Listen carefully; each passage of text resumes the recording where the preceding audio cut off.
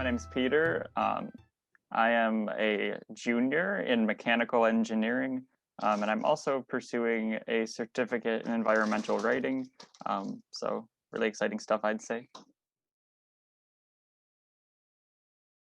I'd say when I was in middle school, I definitely was interested in, Japan because of things like manga, anime, video games, stuff like that.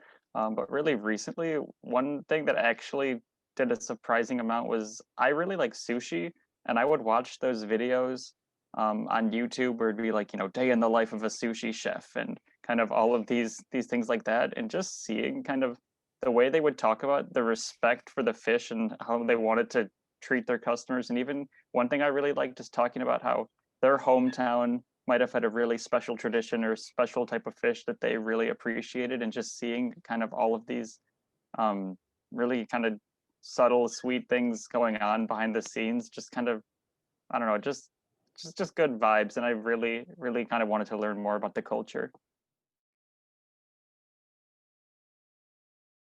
I had been to a couple other Japanese gardens before coming here, like the Anderson Gardens in Rockford, and I visited Japantown on the West Coast once.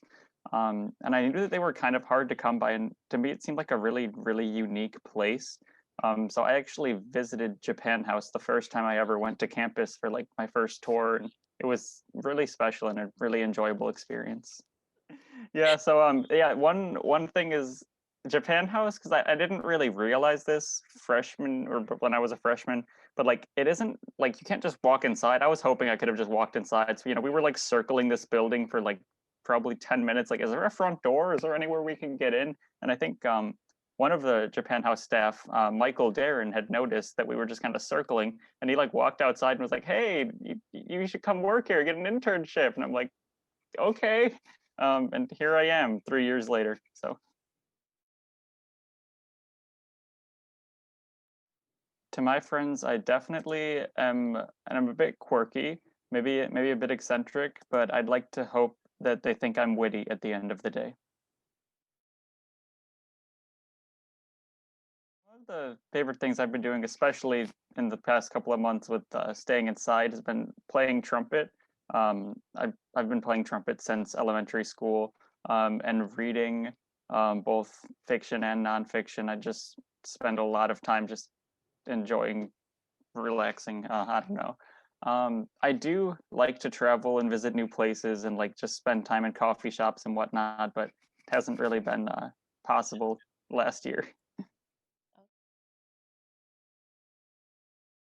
One thing that I really like are finding more sustainable practices. Both, I'm a mechanical engineer, so kind of thinking of how can I redesign something so that it might have less, emit less pollution, or be have less waste, and working on that type of project, or even from a whole business model standpoint of working with sustainable design and sustainable business models. I think that's a type of work that I'd be very interested in.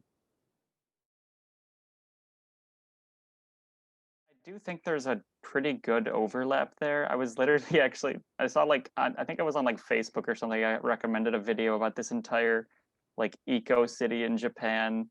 I forget the name off the top of my head. I should look it up and send it to you. But there was even this city that was pretty much this whole sustainable design, and like you'd even get like entered into raffles if you were like doing good things for the environment and really funny stuff. But I do think that Japan actually is kind of at the, at least ahead of the United States in terms of pursuing an energy transition and working all of those things out. And this is all like kind of technical side. I think the more relatable side that is more directly connected is kind of the culture and the mindset of not wasting. I feel like within the Japanese mindset, just historically, there's always been an emphasis on, like kind of this just of you in your bowl of rice, you eat every single grain of rice to show respect for the farmers who grew the rice and the people who cooked it.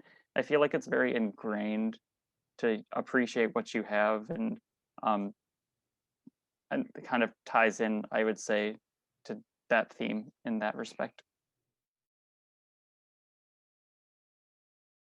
I think one thing I alluded to it earlier, but is that I play trumpet, and with that, I really like jazz, which is very off-putting to a lot of people if I were to listen to it in front of them. But one thing with that is that it's improvisational and that you kind of just, are doing things off the top of your head more or less. And that's something that I kind of like to go off of in a lot of ways where if I'm gonna go and cook something, I honestly like to just go at it without a recipe at all. Just let's just make something kind of type of mindset. And that's something that I like doing.